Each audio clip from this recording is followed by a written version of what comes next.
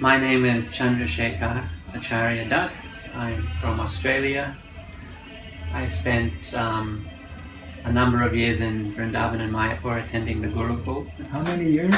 I was there from 79 until 92. That's not bad. Yeah. And since that time, I spent some time in between Australia and China, serving here. Yeah. And I've more or less been living here since 1998, including mainland China, Hong Kong and Taiwan. Yes. My present service is I'm serving as the GBC representative for this area. Mm-hmm. Otherwise, prior to that, I was a traveling preacher. Right. Basically, that's my Background. service background. Yes. Okay, very good. So, one of the questions actually that comes up very often from the devotees, whether this whole dimension of Varnashram is possible or applicable in our modern day kind of society, modern day world. Yes, yes. I believe it is. It's certainly applicable. It's certainly possible. 50 years ago, nobody thought Krishna consciousness all over the world was possible. Great. Although everybody probably felt it was applicable, but nobody really felt it was possible 50 years ago. But now it's become possible due to the efforts of course, Srila Prabhupada and so many other devotees. Yeah. So in the same way, I think Varna and Ashram, that system is certainly applicable. It's certainly possible. To what degree it's possible in the modern world, I guess I don't have an answer for that, but I certainly believe it's possible with the efforts of all the devotees who are involved in it, and if those who are not involved in it, if they became more involved in it, then it's possible, and it has to start somewhere. Yes. It's not just going to happen by accident. It has to start somewhere. How would you say, because you have spent quite a few years in a Gurukul setting, how would you say that Gurukul is connected, how closely connected in terms of helping Varnashram become possible or a reality, for example? Well, it seems to be, the Gurukul system would seem to be part of the overall Varna and Ashram system anyway. Right. So that's one thing that, allows it to be possible in that particular area. Right. But otherwise, I think because the Gurukul education is quite traditional, and it gives the children who attended the background, the philosophical and cultural background, Yes. to the Varnashram system, which makes it more possible. Right. Because it gives them that cultural and philosophical, social background to be favorable to that sort of a system. And the Gurukul system itself is part of the whole Varnashram system. So. Yeah. So one of the natural questions, of course, would come, why do we have so few Gurukuls within our ISKCON society? Yes, that's been gone over a lot. The obvious answer to that is probably due to the issues of the past. That's probably one of the main issues, I think, is due to the abuse and so on and so forth. Devotees are hesitant to... It's become such a hot topic now that devotees are hesitant to get involved. Right. And it doesn't seem to be an ISKCON priority. I mean, practically speaking, those who do run Gurukuls more or less run them based upon their own individual effort with the people around them who are... Yes. I don't know how to remedy that. I don't have an answer how to remedy that, but models, I guess it requires doable models. I mean, the fact that the Mayapur Gurukul is still in existence after so many years and so much controversy illustrates that certainly some people are favorably disposed towards that system of education. And they have a good number of students. Turnout Yes. is quite Correct. quite Yes. good as well. Yes. Yes. In the context of education, because that's a major topic for everyone, even in modern day society, a lot of controversy there. Prabhupada spoke about modern education and many of its flaws, but Prabhupada spoke about like Varnasrama college, for example. Why would you say that Prabhupada stated that Varnasrama college is not for women? Mm. You recall this statement from Srila Prabhupada? Not explicitly. Okay. Not explicitly. There is a conversation where the question was asked, will Varnasrama college also be for women? Prabhupada replied, no. Yeah. I guess to that I would maybe have two answers. Okay. One answer would be thinking in the traditional sense. I'm presuming Srila Prabhupada was referring to the fact that women would learn their occupations at home, Right. and then naturally move in, and they would naturally marry a like-minded husband, whether it was a Brahmanically inclined or Vaishya inclined. So because of that sort of what we consider the traditional or natural progression, they would automatically get that sort of training in their own home, and then when they move into their husband's home, it would automatically click. Yes. It would automatically click. Correct. So that would be one answer. Right. I'm not sure if my next answer is right, but I'm going to say it anyway.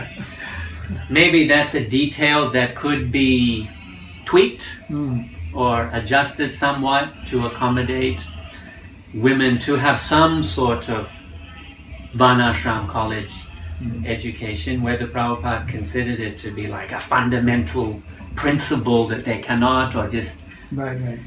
So maybe that's something that could be, given the context of, modern society and the expectations of women Yes. within modern society, and even in traditional society now also perhaps. Right.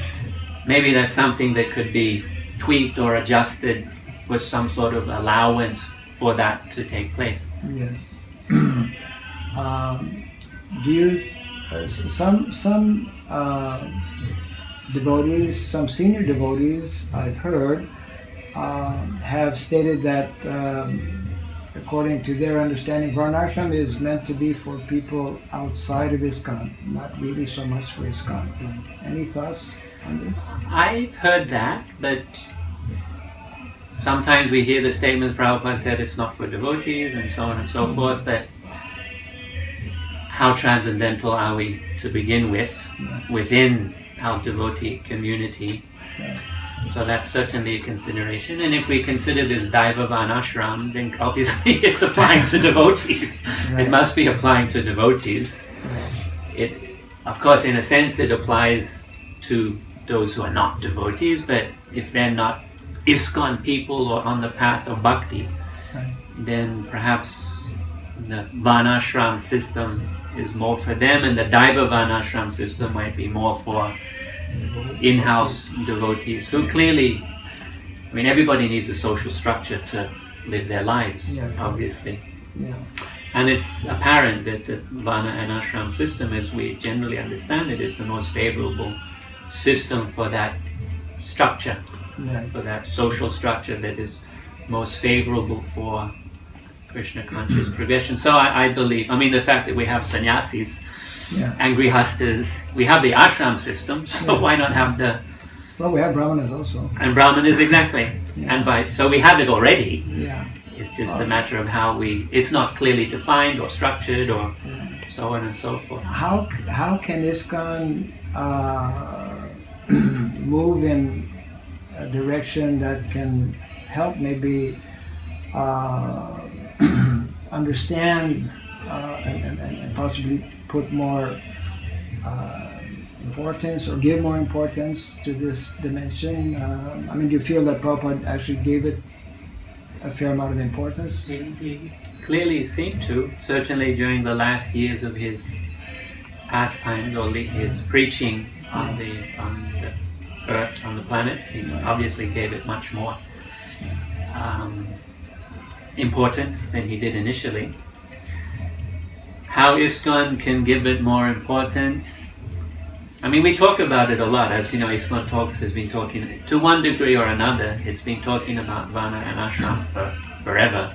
Right.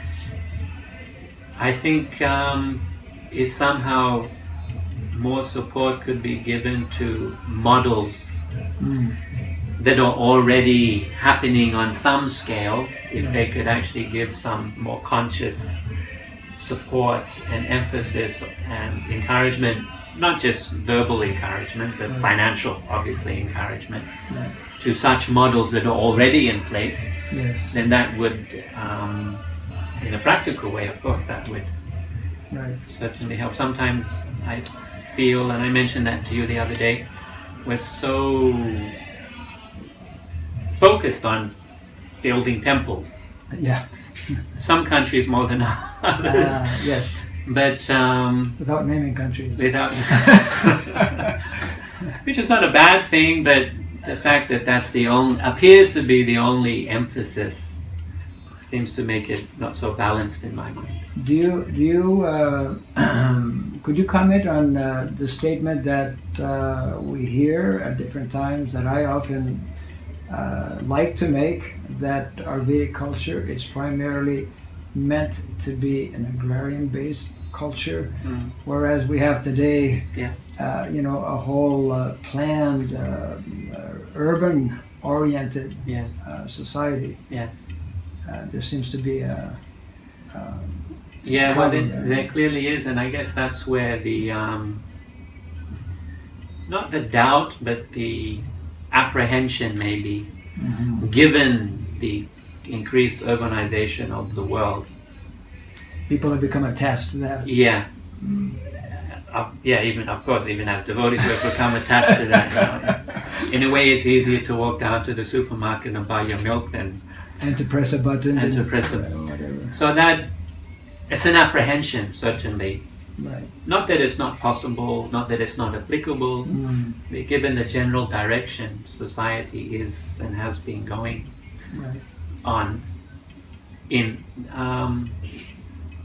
I wonder, I do wonder, although obviously it's happening in certain parts of the world to a certain extent. Right. But sometimes I wonder, it might, in English we have the saying, necessity is the mother of invention. Yes. When such communities are really needed, then they're more likely to come up. So ISKCON doesn't really feel they're really needed right now. It would seem that way. It would seem that way, wouldn't it? Yeah. Practiced by the behavior, the general behavior of ISKCON. Right. It would seem that way. Right. Theoretically, we say we need them, but of course, societies, countries, nations are guided or directed by, the leaders of those countries, which brings an interesting question. How much should we, as an ISKCON society, promote the Kshatriya aspect? Because we have the Brahminical Varna since the beginning, Prabhupada established and initiated devotees in Brahminical culture as Brahmanas, but not so in terms of traditional Kshatriyas or even Vaishyas. Should ISKCON be working in that direction in terms of promoting people to become qualified to maybe take up, become heads of villages or whatever? I believe so. We heard or we know that during Prabhupada's time, he gave a lot of encouragement to Balavanta. In God we trust. Prabhu to... I don't know what happened afterwards or why it didn't continue, that I'm not aware, but Prabhupada seemed to give a lot of emphasis and encouragement, support for him to do that. Yeah. So that would seem to illustrate that it's certainly something that could happen, more of. How it should happen, I can't say, but it would seem to be something that could happen. Right. But it doesn't... People are so busy, devotees also are so busy maintaining their lives that they find it difficult, I guess, to find their natural varna, if you like, or their natural ability, because they're just busy, making money to bread and butter and so on and so forth.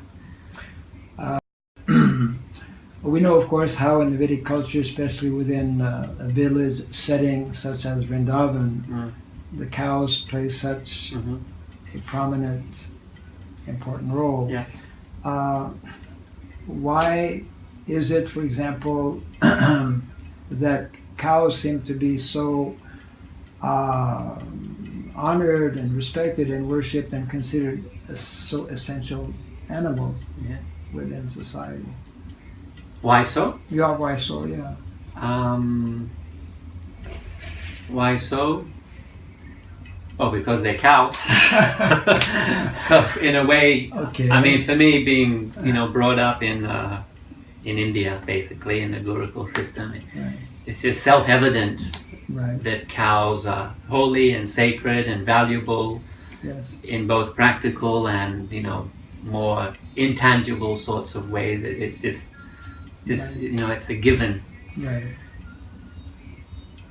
Of course, because we don't live so closely to cows, generally, even our devotees, so we're not so aware of the more practical benefits that they give in a real day-to-day, sort of way. But leaving that aside, it's just self-evident that, cows are sacred and holy and special, and of course Krishna is a cowherd boy, and so all of those things, naturally make it, they're like almost like our icon in a sense. Even for devotees who live in temples, city temples, they have, it's like cow. When you think of an animal, you think of a cow mostly. You don't really think of cats and dogs and dolphins. We think of cows as devotees. We think of cows as being a very special. A special animal in that sense. And whenever we go to, I've seen the city, our city devotees here, when we go to India, there's this natural, even though it's not part of their culture as such, but when they go to India, there's this natural affinity to cows. To visit a Goshala, and feed the cow. Do some, so it's just, even though it's not in the background culture as such, but it happens. It just happens in that way. How much are we as a society doing in terms of trying to bring this element, this aspect of the Vedic culture in terms of cow care, cow awareness, the presence of cows, although it's very difficult in most cities, they have all kinds of rules and whatnot. Are we doing enough? Are we doing... I mean, it's clear we're not doing enough. That seems to be obvious. It seems like ISKCON nowadays, as a society, we don't do much as a society. It seems like most things that get done are left to motivated individuals to make it happen as a society, except for like the Mayapur temple, the TOVP or something like that, where there's like society support. It seems for many other efforts, like Varna and Ashram generally, it seems to be left to individual motivated devotees to take it up and project and make it happen, and we just say nice. Oh, good luck. It's like that's as far as we sometimes go. This will be the last point. I thought the other one would be, but it just comes to mind. Yesterday, or rather the day before yesterday, we were making a presentation on the four movements. I was curious to get your thoughts on this kind of presentation and the ideas that come across based on Prabhupada. I had never heard it presented in that way before. Prabhupada's mission presented in that way, although all those aspects are there, but I'd never heard it presented in that way with the reference to the four movements. Correct. But after the presentation, it makes perfect logical sense that it would be like that. And the presentation just highlighted more explicitly, these different movements as described by Prabhupada in the Gita Nagari article that you referred to. And because most of us are in the cities, we experience or have experienced mainly the first three. Three, right. And so it was good to highlight the fourth one. Yeah, correct. Yes. Which is, it was a nice map. Right. A nice map of ISKCON's desired purpose. Yeah. One thing we are trying to do is although the fourth one is primarily rural oriented, village oriented, we're thinking of different ways to bring that also in terms of within a city. Like nowadays, people in the West, even who are not devotees, are into community gardens, right. Yes. and more aware about the ecology and things of that nature, which sometimes our devotees may seem to be less aware of. Correct. And this can be like a bridge, so to speak, to get us to understand a bit more about this fourth dimension. Having pictures of cows and having cows on the altar, and every month doing some kind of activity so that devotees can start thinking about it. Okay, any last thought maybe in terms of this whole, because it is still somewhat controversial, maybe possibly at times making individuals, devotees, some devotees hesitate to talk about it or have different concerns, fears even possibly, how to alleviate or address or try to minimize or clarify. Well, it's clearly education.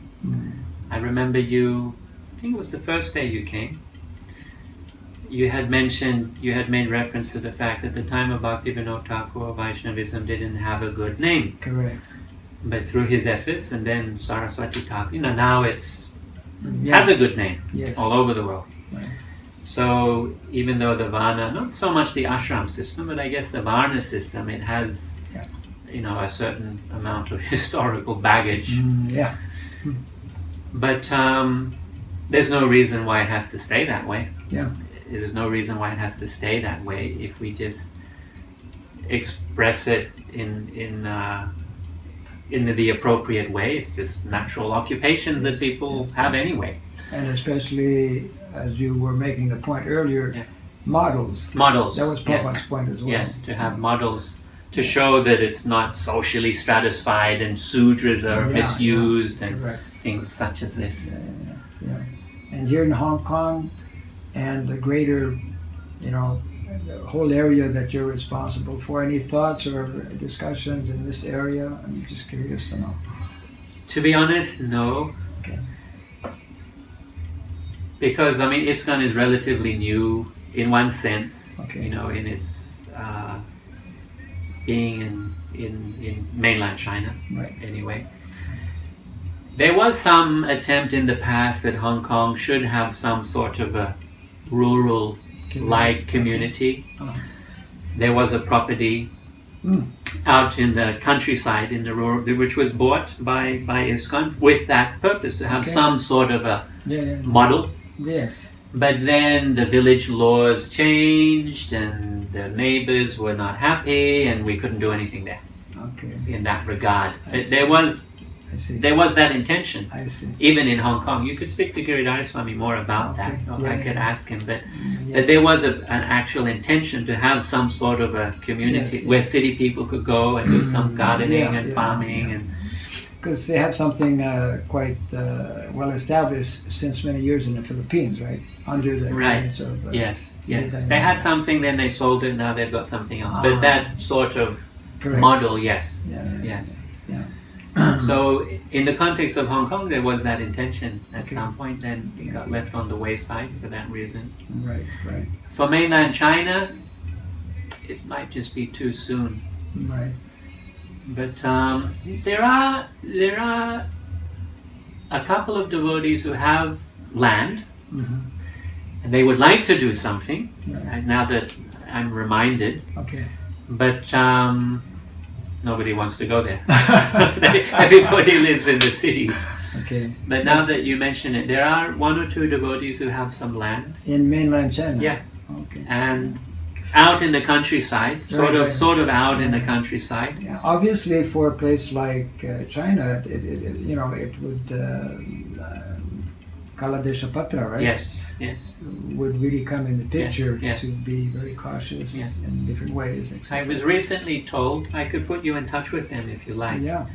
In Taiwan, Okay. one devotee couple recently told me that because in Taiwan there's a lot of this alternative Yes. sorts of things, Right. communities and natural communities and organic farming Yeah. and this, and not so much cow protection, Right. but other things. Right. And one devotee couple just told me that they've invited or been asked by some friend to involve themselves in one such community. Okay. I can find out more about In it. Taiwan. In Taiwan. Okay. Okay. Yeah.